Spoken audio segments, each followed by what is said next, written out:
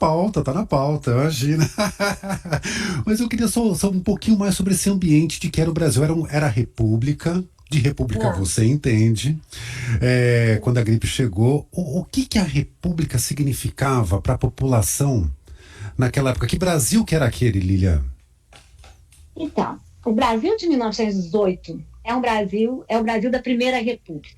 Então, um Brasil que botou todas as suas fichas na ideia de progresso, de civilização, de modernidade, né? E tentou, de alguma maneira, se autodenominar como o momento da abertura do país à civilização e chamou o Império como o momento das trevas.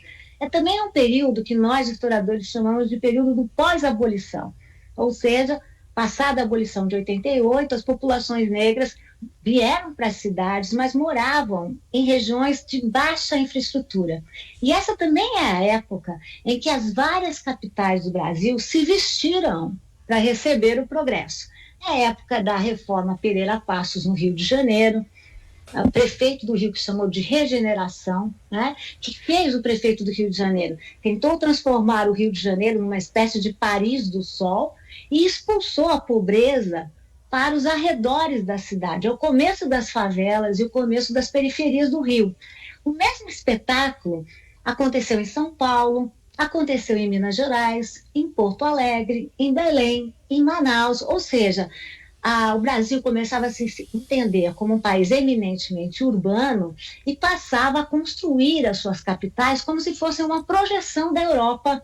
Eu estou fazendo todas as aspas Uhum. possíveis aqui, civilizada, né? Então, enfim, era essa briga entre civilização e barbárie, com muitas aspas. E no livro vocês relatam, vocês dividem ali em histórias sobre a espanhola no Recife, Salvador, depois Rio de Janeiro, capital federal do Brasil, né, na época, São Paulo, depois Belo Horizonte, por fim ali na região amazônica.